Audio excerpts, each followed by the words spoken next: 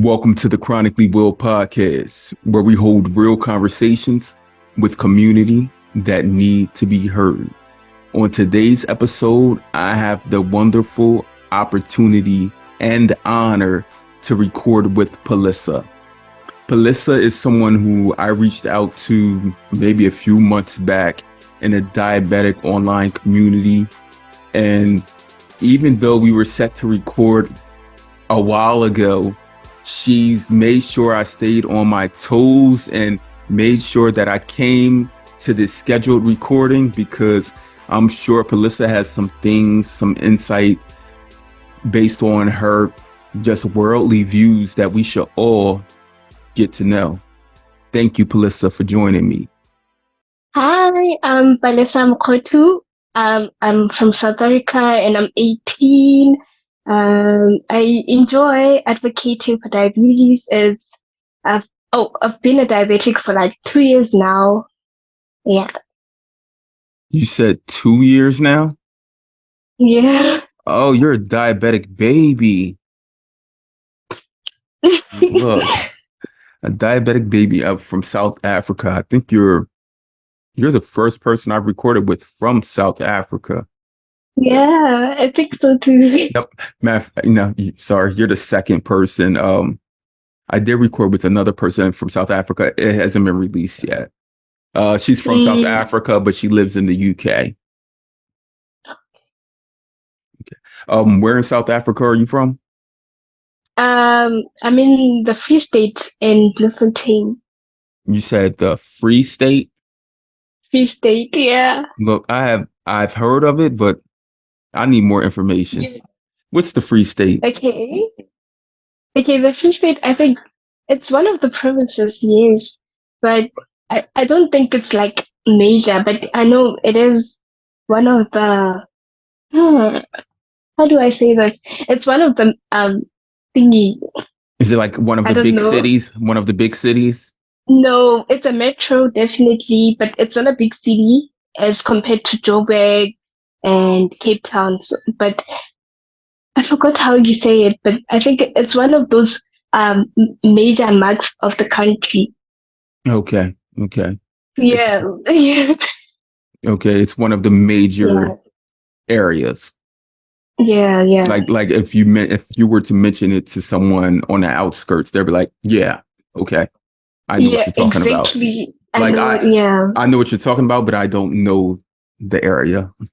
Someday, that's why I'm building this family within this space, so I can get all the invites to all of the cookouts, all of the family reunions. I'm trying to get to know my family. So when I travel, I'll have a place to stay. So I'll have a place to stay, right? Thank you. I appreciate that. Yeah. You are 18. My pleasure. You are 18 years young. People always say 18 years old or whatever. I always try to make sure we know we're all still young and vibrant. So being diagnosed at around 15, 16 years old, that had to have been a great transition in your life. It was. Yeah, it was. I think it was a whole mental shift because now, when you're a teenager, there's just a lot going on. But then you add on diabetes, it's like you have to be more independent as compared to other teenagers. Like it's really different. Yeah. Just yesterday, you're going to be surprised. I recorded with a young girl who's 10 years old, about to turn 11. And she was talking about how, like some things about diabetes just aren't fair. And I've never received it from like a young person's perspective, but she was like, even at the end of the school year, when they have like celebrations and parties, she was like, she went up and got like 1 or 2 snacks. And then all of the other kids kept going up repetitively, repeating, kept getting more and more snacks. And she was talking about how I don't think like the school, the teachers don't understand that I can't do that. And it's not fair.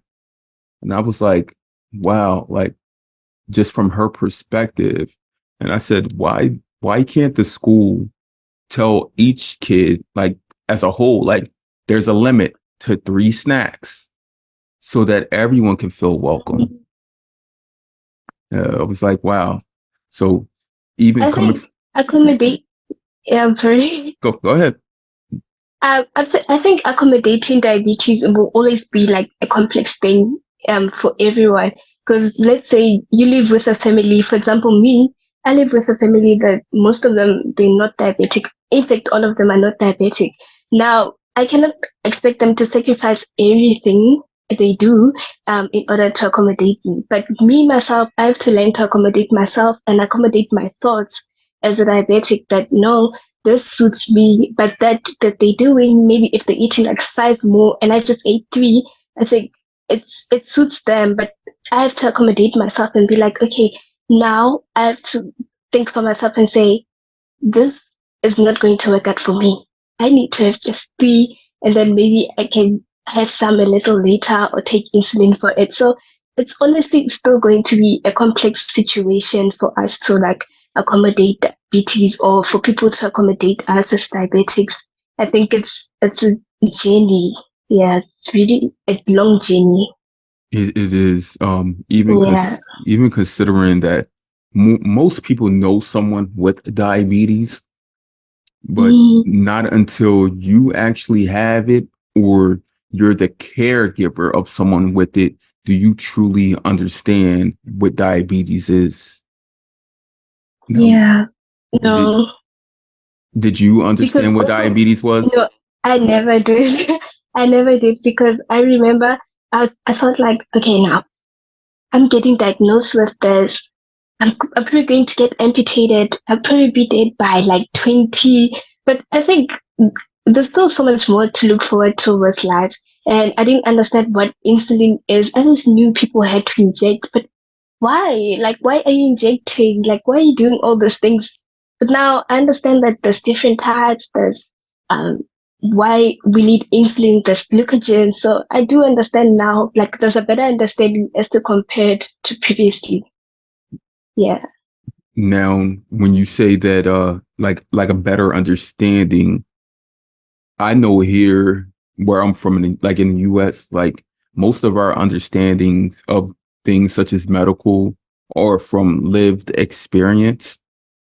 Like, Mhm. that's something that structurally the healthcare system lacks in educating people on what these conditions are. Not only be like knowing what they are in general, but even when you're diagnosed, they don't truly give you a full like scope or scale of what this diagnosis is. They're like, you just got to take insulin and like it's so many nuances Yeah. to living with I diabetes. yeah, I remember when I got diagnosed, and like it was just bombarding of information, just one information on top of the other. At some point, you end up forgetting, okay, there's a honeymoon period, but what is the honeymoon period? Because you've already had so much about insulin and you've already had so much about CGMs and just like a lot of information regarding when you're getting diagnosed, just so much information and it just, it clusters, I think. Yeah. You have to Mm, be like quick with it, like be able to like yeah. because not only are you trying to gather all as much information as you can, but upon diagnosis, we're all dealing with things such as like we've been running with high blood sugar numbers for so long that it has altered our minds and our reaction to things. So, and when we're diagnosed, we just want that quick fix. We're like, how can I fix Mm. this? It's like almost like insulin to us is a tool when we're diagnosed. Like, okay, now you gave me this insulin, so diabetes is going to be fixed, right? You have to learn that on your own.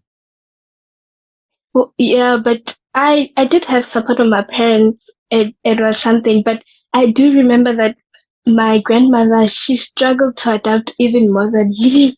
Um, it was so it like I felt so sorry for her because at some point and in some way she was also my caretaker, but now she has little understanding and she's so old that uh, I also don't know how to guide her because I'm also learning through the procedure and it was just a bit tough. Yeah. Yeah, it's hard to have older people, our elders, adapt Mm, to shifts in anything, shifts in culture, shifts in, let's say they grew up with all predominantly in a community where there's mostly people that look like us. And then you have this big like influx of people from other regions like Europeans and stuff coming in like they'll truly never adapt to certain things, like even certain foods.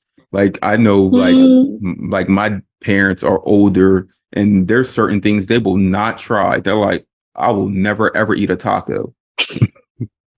Don't even mention it. Yeah, don't even mention it. Yeah. Yeah. Yeah, Mm, I have a neighbor down the street who's I think Jay's like 84, and he was saying that his nephew bought him some tacos. He said that was the nastiest stuff I've ever ate in my life. Don't ever give me that again. And I'm like, wow. Yeah, yeah. it's a big shock. Yeah. It Uh, is a big And show. and then you being 16 years old or 16 years young, your grandma probably still looked at you and perceived you as being like this young, innocent child who can't be affected by certain things, right? Yeah. I don't think like it set well with her, but because of she had to be strong for me, it came like she pretty like had to adjust her feelings quickly so that it doesn't affect me too. Yeah. Yeah. But I'm Mm. sure that I'm sure that, and I hope that your parents, your grandparents, your family, um, did what they best to just support you. I mean, you were learning something new, and y'all were all learning something new at the same time. So Yeah. now, in where you're from in South Africa, culturally, um, what would you consider an adult? What would I consider an adult? Yeah, at what age? Oh, legally it's 18, but I think, socially, so I think you start being an adult like validly at 21 in our culture. Like you start having that, I think you're mentally grown and everything makes sense at that time. I think 21 makes more sense than 18. 18, you're still quite young. I don't think, yeah, I don't think 18 is by legal means, but not culturally. Okay, Yeah. so it's identical to here in the US. So that's what it Mm. is here. So 18, you're defined as legal. Mm-hmm. 21, you're able to do things such as purchase alcohol and those things. Oh, no. In South Africa, I can purchase alcohol by now. Okay. At what age Yeah. are what at what age can you? I think you're able to purchase alcohol by 18 and everything else, most of the things start at 18 and then your driver's learners, it starts at 17 and then you can only start getting your ID at 16. Okay. So you can get an ID at 16 but can't Mm-hmm. drive until 17?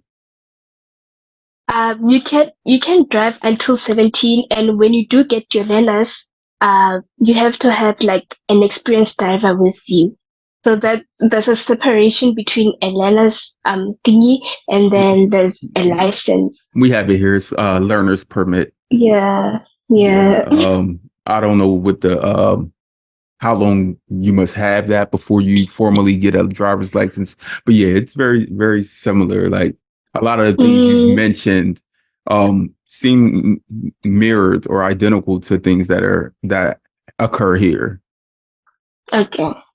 Um, when you were diagnosed, you were 16, correct?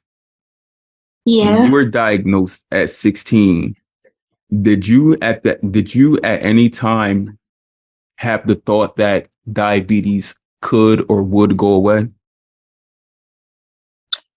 I thought it was fake. I thought like, okay, these people are lying to me. These people are like, I thought at some point these people will say, no, Palesa, we misdiagnosed you, uh, which is, it was just something else. Maybe it was a stomach bug, or I don't know.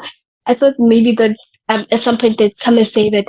I remember I used to hold my test strips. You know how they are? They're more of a plastic thing. Mhm. So as they are a more of a plastic thing, I say, how the hell is this supposed to test my blood sugars and tell me whether I'm high or not? Because this is just plastic. Who has proof that this is exactly how I how my blood sugars are? And I used to doubt it for some time, and also the diagnosis. I thought maybe at some point my doctor would say, "No, Palesa, please come back. I misdiagnosed you. Let me just give you some, I don't know, some antacid, something." Yeah. You were hoping for that, right? Like there was no way that me being a 16-year-old who was were you in high school? Do they consider it high school there? Yeah, it's high school. Okay. Mm. You're 16 years old in high school, having the time of your life with your social groups, your friends, dating, relationship building, all of those things. And now, like, God, why me? Like, you really just gave me this huge boulder to carry around all day while everyone else Exactly. just has like a couple books. That had to have been a traumatic experience from the start. Yeah, it really was. I didn't even want to go to school for some days. It just took so much strength for me to go back to school. And I think I got used to it, but it took some time. Now, when you did return to school, did everyone already know, like, or did you? So you had to even break it down to them, to your peers. We have this WhatsApp group with my friends. So when I got diagnosed, when I was in hospital, I told them, guys, I have diabetes, and it was like, okay, I thought they didn't have much to say. They were just saying sorry and stuff. But when I went to school, the only people that knew were my teachers. My peers didn't know because I didn't know. I felt a little embarrassed, and also I was like, okay, what are people going to ask me? I'm not ready for all those questions. I'm still grieving and all that. So they didn't know at all. Uh, yeah. Mm-mm. I felt so uncomfortable discussing it for that matter. Right. And it was something that, like you said, it was something that you couldn't truly explain. Yeah. You were a kid. It's like you're not gonna that's like telling a kid like today, I found a new planet, and that new planet is somewhere that people are living, and then now I told you that information, and you have to go tell your classroom about the information. But not only are you telling them that it's a planet and where other humans are living, but you got to break down where's this planet, how far away it is, what's the atmosphere, how many people Mm. live there, how long has it been there, was it ever a dormant planet, like where did it come from? Like it's so many intricacies that are placed in Exactly. there. Like I wouldn't even expect for a child to explain diabetes, be able to explain diabetes to anyone. Mm-mm. And Never. that's why I push for upon that diagnosis. And I've been speaking to different clinicians, medical facilities about creating a one pager that will answer most of those questions and also give you most of the answers, a front and back page that you can share with people, that you can look at, because it will help with the not only the traumatic experience, but like the mental strain that is placed on us. Like, Yeah, I think that would be a good idea because I was having a chat with my mother a few days ago, and she told me how her students have no clue what diabetes is, and um, according to me, she wishes that they could get more education regarding that because then it feels like a lot of them are struggling, but um, they don't know what's happening or the possible symptoms of diabetes that they possibly also could be experiencing. So like it's just a bit tough for them. now, when you went back to school at 16, you said like you weren't telling people you had diabetes, basically.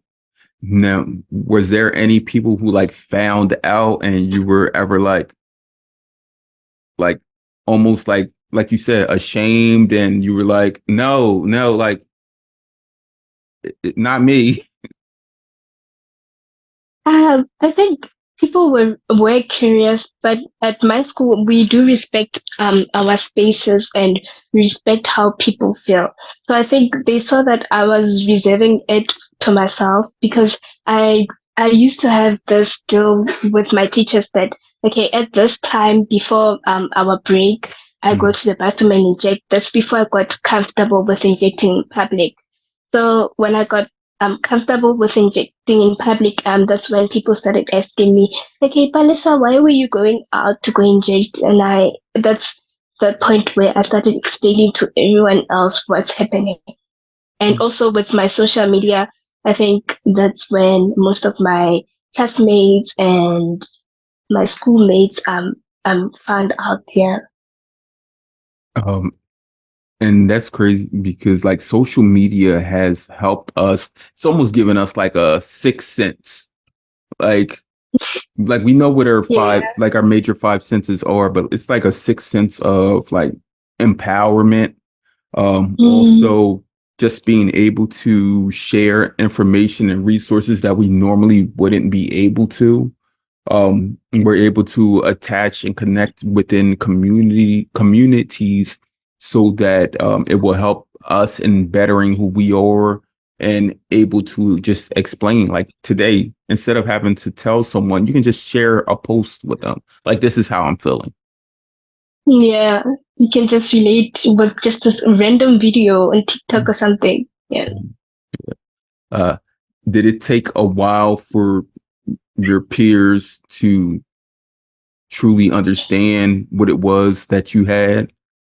Were any of them, did any of them have the intrusive thought that, oh, Palissa, I remember when she was eating this sweets, this candy, and that's probably what gave her diabetes? No, I don't think that's the case, but I do think, but what they do now is whenever I'm like, okay, guys, I'm going to have a sweet, like, I'm going to tell your mother you're eating that as a joke, but I think they are concerned with how I'm eating and what I eat when I'm around them. So it's not, yeah, like they don't do do it as a thing of okay, Palisa, you used to eat so much sweets. I think they do have an understanding of um what could be the cause of my diabetes because I think I do explain it well to them that no, it's probably genetica or the consequences of COVID-19, something else, or it could just be random. I don't know what diabetes type one. Type one is just so complicated, but it is. But they do have a reaction when I eat something wrong around them, and they no, Mhm. you're not supposed to be eating that. Look, you have to let them know. Yeah, If I'm not supposed to be eating it, then you're not supposed to be eating it. exactly. The difference is that your body has insulin that automatically reacts to the carbohydrates, the hormone changes, all of those Mm, things. My body, I must take man-made insulin. So as long as I can figure this out, I can do the same or identical things to what you can do. mm. What I've told myself is, I'm waiting for someone to approach me and ask me, why are you injecting? What are you doing? Are you taking drugs? And I'm like, my brother, first of all, you are taking out your insulin right there where you're standing, and it's nice, but I have to take mine. So, can you please not be offensive with that? I'm just waiting for someone to approach me. I feel like it's going to be such a comeback. So you haven't had anyone who has approached you. No, no, not yet. Are you more like, do you hide when you inject and stuff? No, just people are like, I'm not I messing don't with her. hide. People are like, I'm not messing with her. She has a needle in her arm. She has a weapon. I could kill you right now. Right. And Exactly. literally you can. Like insulin I can, being injected to someone who doesn't need it. Like, and yeah. I don't think that people who truly don't understand insulin dependence and diabetes know that the insulin we take, not only if we use too much or don't treat it, can do harm to us, but it can also do harm to you. Like, I don't think people, I think because some people are under the idea that certain things, certain drugs, certain prescriptions only react towards certain illnesses. Yeah. Almost Yeah. like how something like metformin, which is a type is primarily for type 2 diabetes for insulin resistance. Something like that for a type 1 diabetic who doesn't have insulin resistance won't do anything for them. So I wonder if people who aren't insulin like dependent, when they Mm-hmm. see like you taking insulin and like if you were to like, if I give you this insulin, this will occur to you. I wonder if they're thinking like, no, it won't because I have insulin. My body always has insulin, and that doesn't happen to me. Yeah. I think they probably do think so.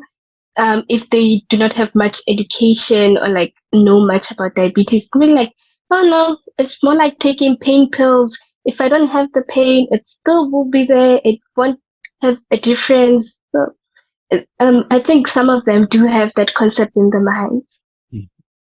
Uh, Yeah. do you have any family history of any autoimmune disease? Not just type 1 diabetes, but like rheumatoid arthritis, celiac disease, any type of irritable bowel disease such as Crohn's, colitis, um, hypothyroidism, like Mm-hmm. Hashimoto's, because they're all Uh, closely related to each other. mm, um, my mother, she has um IBS, Mhm. irritable bowel syndrome. I think Yep. is it? Hmm. Yeah. And then and then well, most of the people in my family they do have rheumatoid, but they do have rheumatoid and also they have high blood pressure. So yeah, like Mm. rheumatoid arthritis is an autoimmune condition, Mm, and it's closely related to type 1 diabetes. A lot of people who have type 1 diabetes do have rheumatoid arthritis. And like if you were to question like how did you, Palesa, get type 1 diabetes?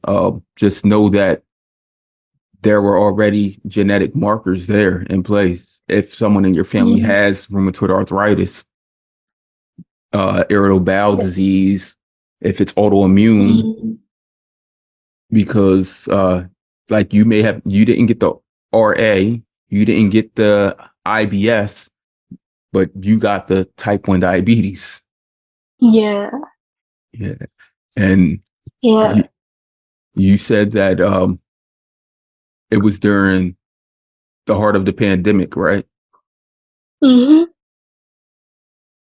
Well, it wasn't necessary during the pandemic, but it was after the pandemic, and one of the explanations the nurses gave to me was it could be a genetic it could be a genetic thingy, like I could have got it from someone in my family, or it could have been the uh,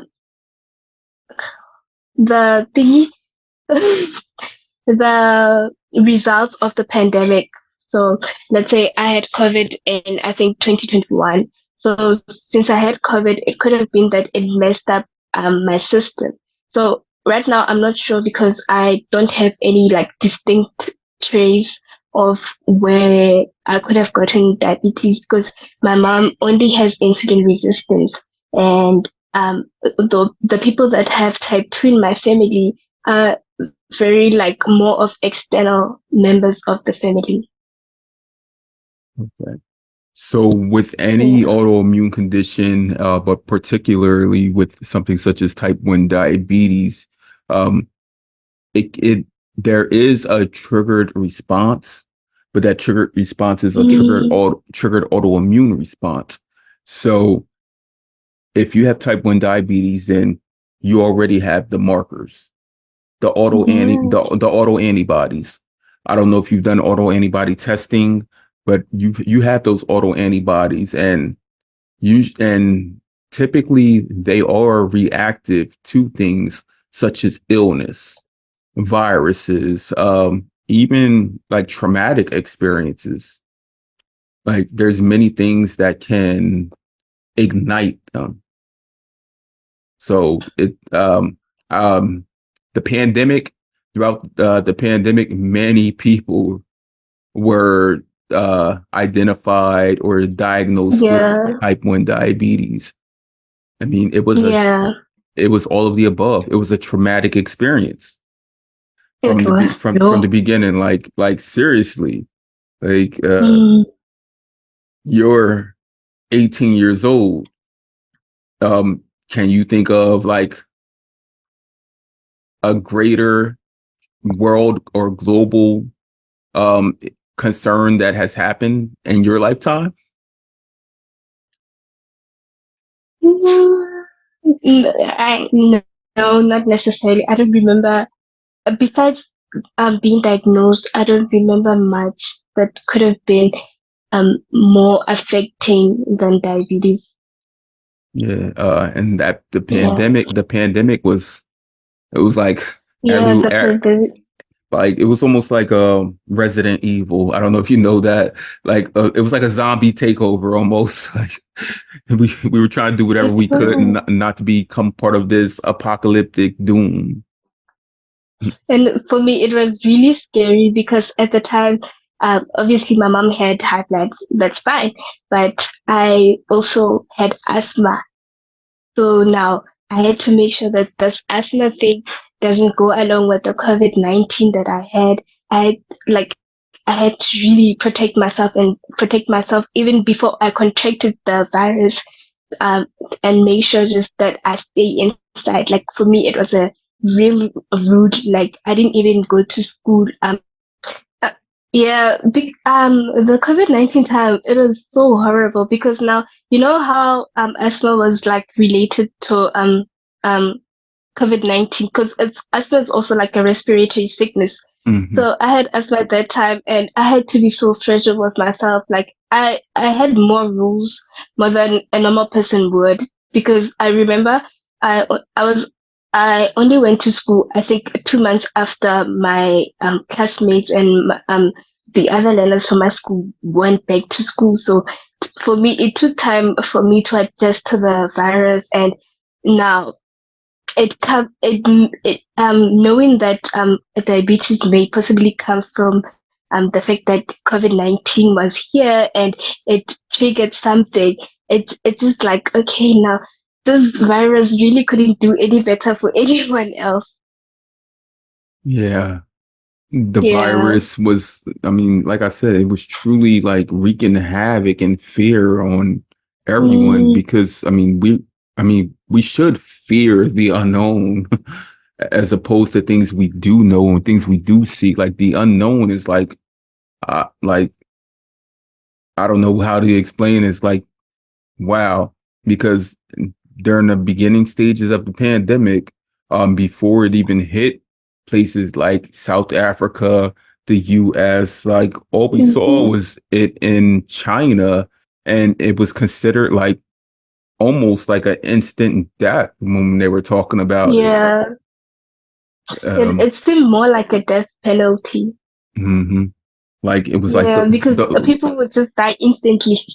yeah, but Mm. yeah, and then we learned more about it. I mean, we're still learning about it today. Like it's still relatively new when you think of like Yeah, life and viruses, because when you think about that, but like when was the previous virus that did such great harm? A whole century ago. It's like, yeah, as a person living with diabetes now, though, do you have any fears living with diabetes?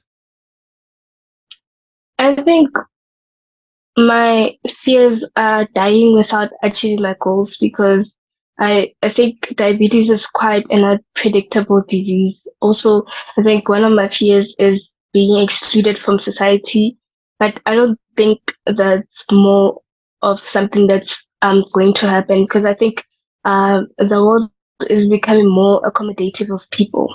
Also, I think complications are just really something that's at the front, or I don't know, the back of my mind because I remember my diagnosis day. The doctor, she took out this sheet of what could happen if I don't take up my diabetes. There were so many. There were amputations, The fear tactics. blindness. Yeah, exactly. And it doesn't sit well with me. So I think one of the fears that I have is from that, and that's why I put so much effort in actually taking care of myself and monitoring because I really don't want to end up with an amputation. I think it's really traumatic, and I don't think it's something to be proud of.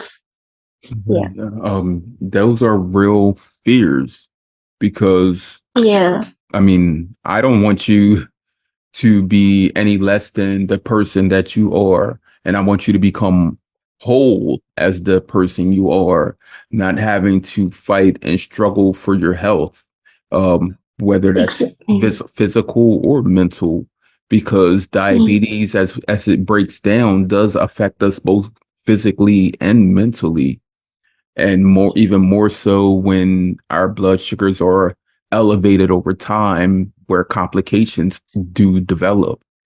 And within those complications that do develop, there's complications mentally that develop, mm, mm. because not only are I'm you taking care of diabetes now, but you're taking care of your mental and emotional how. well-being.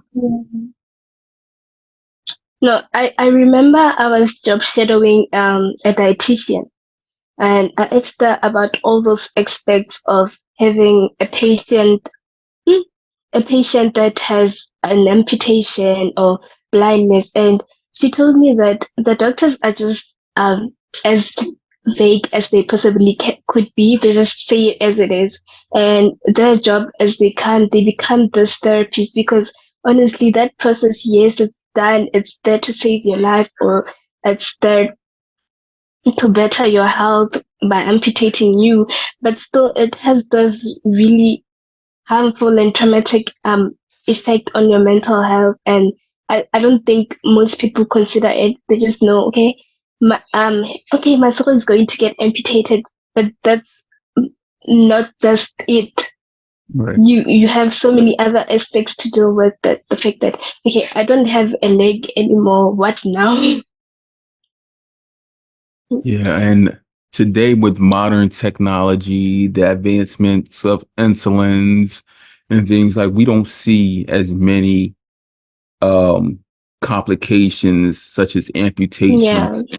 I know when I was younger, that was the biggest scare tactic. People talk about going blind or being amputated, one or the other. Those were Mhm. the two things. And I knew that as long as I had access to my insulin, number one, that I wasn't going to let any of those things occur, like no matter what.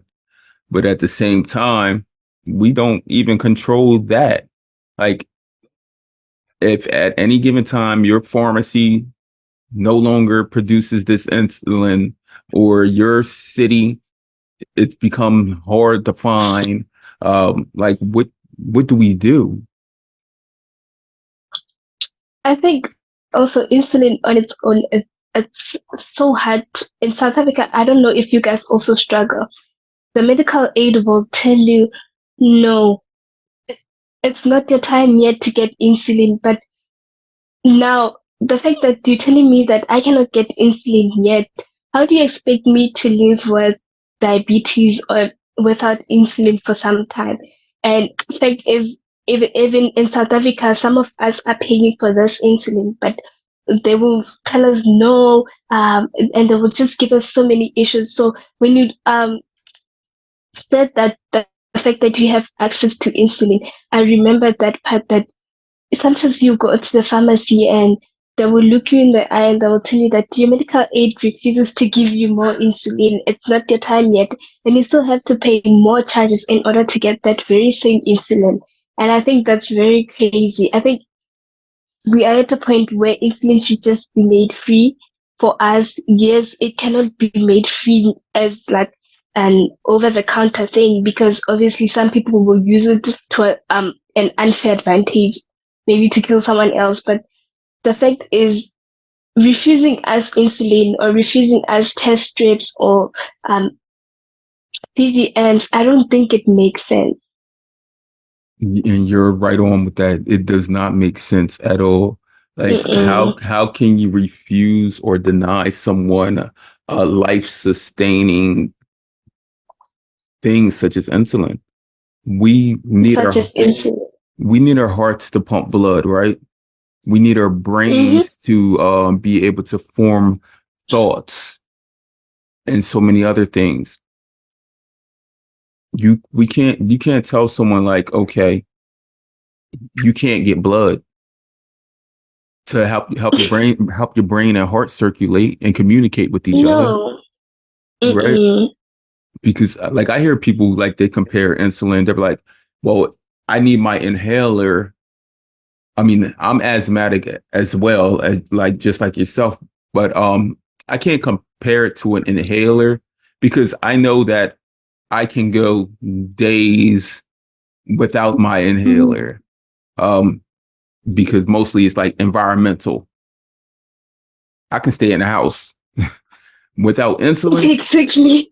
I Yeah. cannot go days without, I can't just stay in the house, stay indoors, stay in purified climate. I can eat the healthiest, Mm-mm. but I still need insulin. Insulin. Yeah. It, I think uh, it's so unrealistic. it's, look, you're right on with it. Like, why, how can you deny someone access to their life, really? Yeah. And it goes back to when you mentioned about like that the death sentence. It was like like the electric chair almost. Yeah, it is. That's It what is. being that's what lacking insulin is like. We cannot move It's like, forward. yeah, it's like you're denied life. Right? And why would you deny life to someone who, I mean, we're really just trying to be regular, everyday people, just like yourselves. We're not even asking for anything extra or anything more to be put on a more even or equitable space. We're just trying to live like the basic Man. needs, like water, shelter, insulin. Come on now. Food, like we need Huh? this. Yeah, it's a problem. And I don't think people noticed on our medical aids or like our medical professionals. I don't think they notice how much of a problem it is to us. I think to them it's just like, okay, it's just insulin, but they don't understand how major it is to us. And how it like it almost like burns a brand in our brain, like you know like they burn like the markings on like livestock, horse, all of those things. Mm, It's like they're burning this brand in our brain because they're they're basically like forcing fear on us because They are. mentally, um if we feel it, if we know that, okay, I can go get my insulin now, and you're all like up and you're chipper about it, like, yes, I'm going to get my insulin, I'm going to be okay, I'm going to be able to live. And then when you get there and they deny you, and you truly don't know what the next step is, as a person living with type 1 diabetes, any Mhm. chronic health condition, the burden should be lessened on us both physically and mentally. And mentally.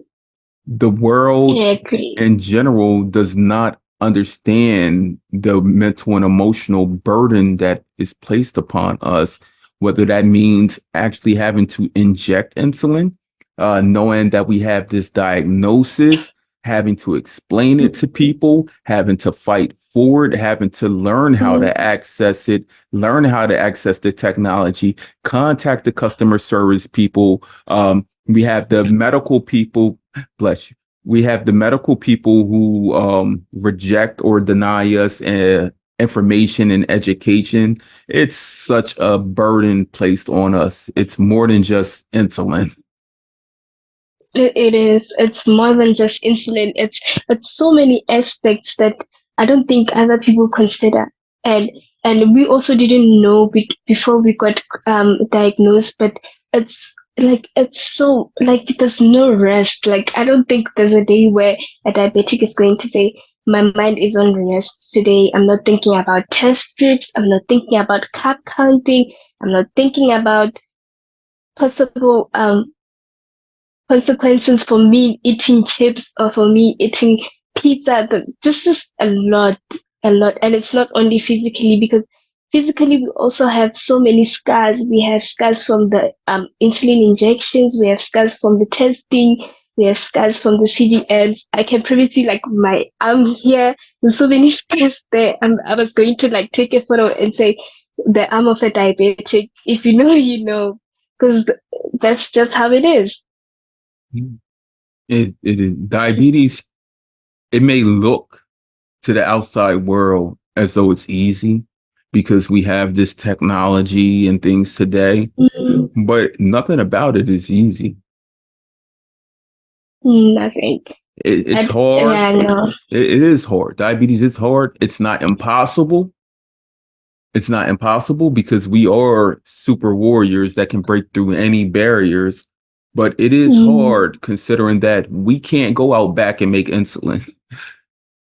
Our friends can't create no. these continuous glucose monitors for us, like through any coding aspect or electronics, IT techs. Like Mm-mm. they can't create these for us.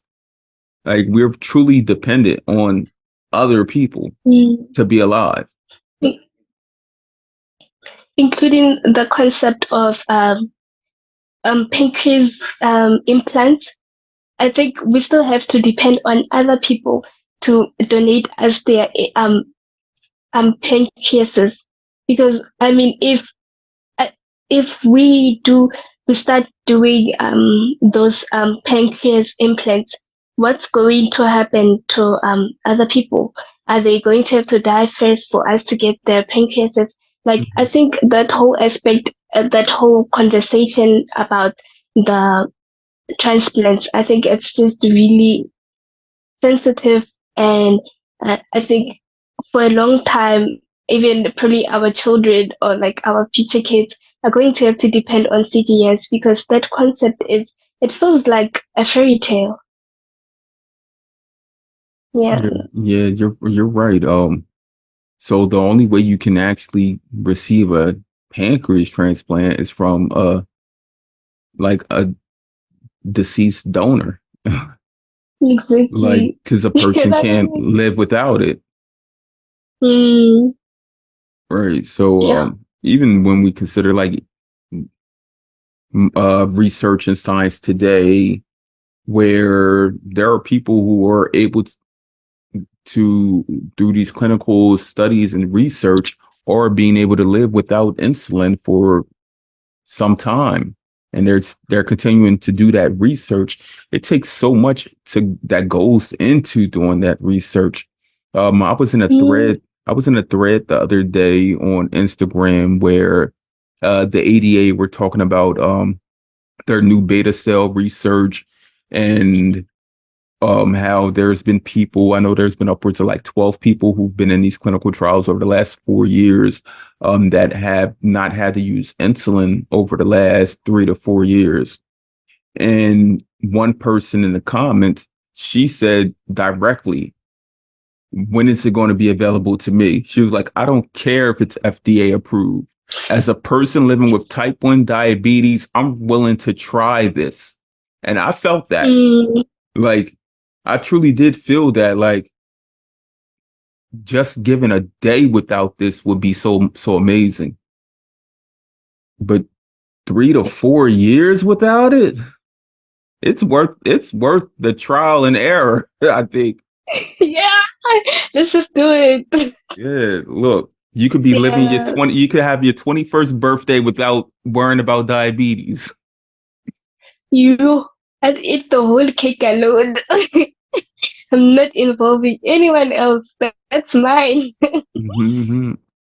Now, being Yeah. 18 today, are there any things that you feel as though are misunderstood about you and diabetes?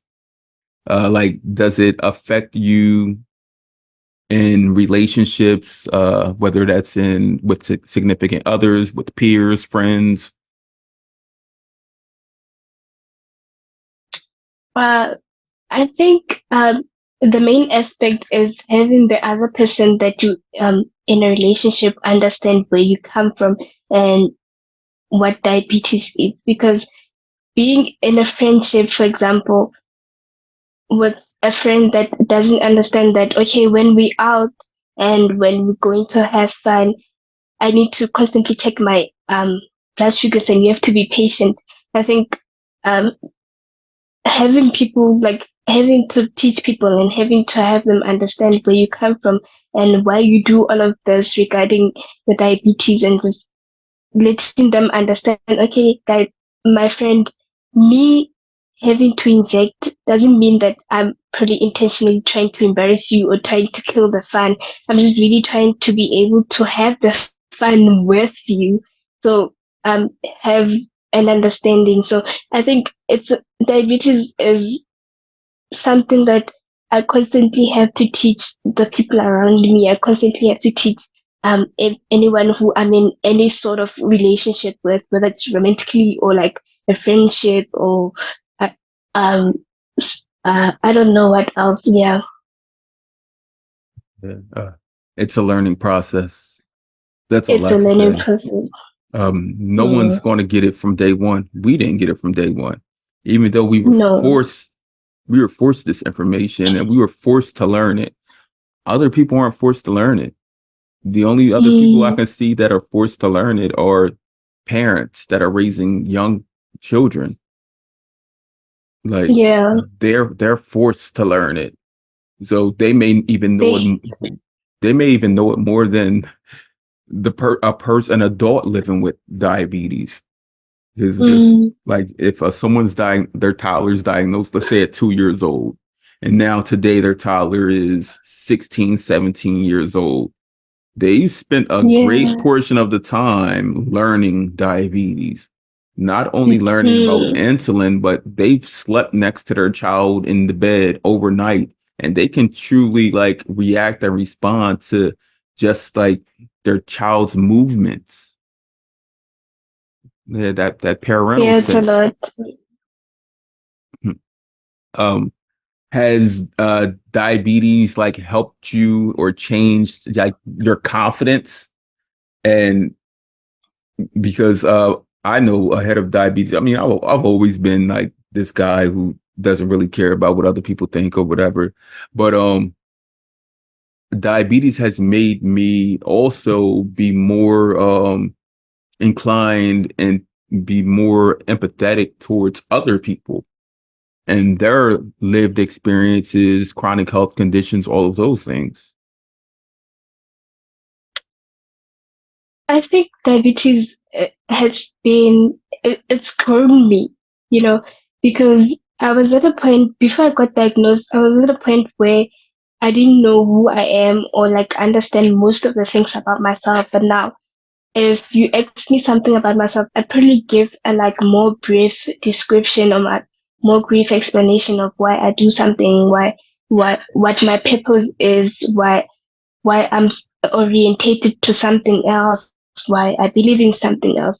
I think it's also brought me close to God. I think it strengthened my belief because I was like, okay, God, why are you giving me this? But at some point, I came to understand that it's everything happens for a reason, and also experienced growth in a way that I think I gained more confidence because diabetes forces you to gain confidence. And I think with embracing my CGMs, embracing injecting, I also could embrace that, okay, dude, um, diabetes has led you to think that you are prettier and it has led you to find your purpose in life because first moment I didn't even know what I wanted to do after school, but now I think I have an idea on what I want to do, all because of diabetes. So I think diabetes has just been um, a growth thing personally, and also it led me to understanding my body because I remember when I got diagnosed, they would tell me, okay, Palesa, you need to understand your body. And I couldn't understand. Dude, what are you telling me? How am I supposed to understand my body? Until I knew, okay, a hyper feels like this. When I'm happy, I feel like this. Although I think people find opportunity to they find an opportunity to like suppress diabetic feelings. You know, there's this concept of, okay, don't get too excited. Your blood sugars may go too high. Or don't get too excited. Your blood sugars may go too low. But according to me, diabetes has taught me that, okay, yes, they may go a bit too low. Okay, okay, maybe they won't even get affected by my emotions. But reality is, I do have to feel those emotions and validate them. Yes. Mm, Thank you for that gift of light, that gift of light you just gave, because someone's come gonna come and see this and listen to this, and you just spoke some truths and light into people about the yeah, validation. Like diabetes, I used to hate it with a passion. Like I used to hate it with a passion until I truly learned more about it, learned more about the community, seeing other mm, people, like seeing other people and seeing how they validated themselves living with diabetes. It helped me. Like I didn't even realize that I was hiding diabetes. I just thought it was mine. Like it didn't belong to no one else. Like I would inject, like go to the restroom, come back out and eat and things like that. But I thought that mm, was like my normal. I just felt like I was doing what I did and I was okay with that yeah. until It was seeing, none of someone else's business. right, until seeing like our community via social media, like being unapologetically diabetic, like I'm going to take this pen right in front of whoever and not caring because this is what's giving me life.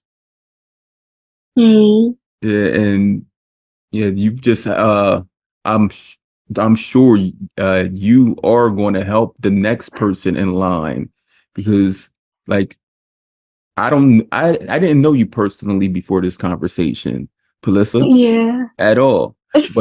But this At whole all, yeah. through this whole conversation, I see the light around you. You have this aura about you, this presence where, like you said, Mm, like you particularly know what you want to do now in life because of yeah. diabetes. Diabetes has forced us to learn, forced It us, has, yeah. and that force that means like it also has helped us better Yeah. manage our bodies, our health, because Mm, we want to. live and grow old and have these families and watch the grandchildren and smile and vacation and do everything else like everyone else. Yeah. When you mention that, I always say to myself that diabetes is more like people. People have bad and good traits, and we all have to accept them, or if not, we not, and or if we are not going to accept them, then it means we're going to be lonely beings, and that's not what we want. That's all we want. Yeah. Now, as we do wrap up, I do have one question I do ask all my guests. I don't know if you've listened to the podcast previously. Now, Yeah. I must ask you first, have you ever imagined your life without diabetes being involved at all, considering you had 16 years without it? You remember your life before. Yeah. Uh, yeah, I think I can, because now I think I just can be able to have like a burden lifted off me. I think it's going to be like, okay, now I can just breathe for a second. Because when last did a person just breathe without even thinking, okay, at some point I have to inject for that meal. Right. And No, if you breathe too heavy, it might trigger a response and your blood sugar might go up. might go up. Yo, That's everything crazy. just triggers diabetes. Every single thing. Even this Yo, conversation. Just having it the does. conversation, like it, I wouldn't say that my adrenaline is rising. I wouldn't. But when I look at my blood sugar numbers, it would say it is. Like it's crazy the nuances. Unpredictable. Mm-hmm. Yeah. So this is how I end all these conversations, Palesa. On the day a cure is here, meaning a cure that we all know works, because Will called you up at 6 o'clock in the morning and said, Palesa, my diabetes is not working anymore. It's not working anymore. I'm hopping on a plane and I'm headed to South Africa. And I'm not bringing any insulin with me, any CGMs, nothing. And then you get all these messages from, I don't know if you know people in the community, South Africa, my friend Salih, my friend Earl, they're from South Africa. Mm, Do you know them? I think I recently followed L, and then I don't remember the other one. Salih Yeah. Hendricks. Mm. So yeah, they live in South Africa, and you receive messages from them like diabetes is gone. Like all of these people are waking up, and it's like it never existed. You wake up, you stand up, your blood sugar doesn't rise. You look at your CGM, and it's been a steady line all night. On that day, you find out a cure is here, Palesa. I think it Yeah, really be like yeah, a roller coaster of mixed emotions. At some point, I'm thinking, okay, I'm going to faint with, I'm going to faint with disbelief, and then at some point, I'm like, okay, no, let me probably go run to the fridge first and test it out, and let me take out my mom's biscuits or something and just test it out first, and then maybe I can believe them. right. Because you lived, like I Yeah. said, 16 years without diabetes. I know that Mm, diabetes has altered you and changed the trajectory of who you are. It had to. Um, Being 15, 16 in high school, probably the free spirit that I don't give a attitude, like just enjoying yeah. everything that the world had to give you and just going with it, not having to plan for everything. Because I too was diagnosed at a young age. I was diagnosed at 20. Yeah. So Yay, I at least you remember had 20. I remember I mean, that's something. I remember those 19 years. I remember like taking road trips with my friends and not thinking about anything, like just Mm. having fun, listening to music Oh, all night, doing whatever. yeah. Yeah. So on that But I day, don't think fun is impossible without diabetes. Do you think right, it's impossible? it's not impossible. It just Yeah, no, it changes the speed of things. it Sometimes, does.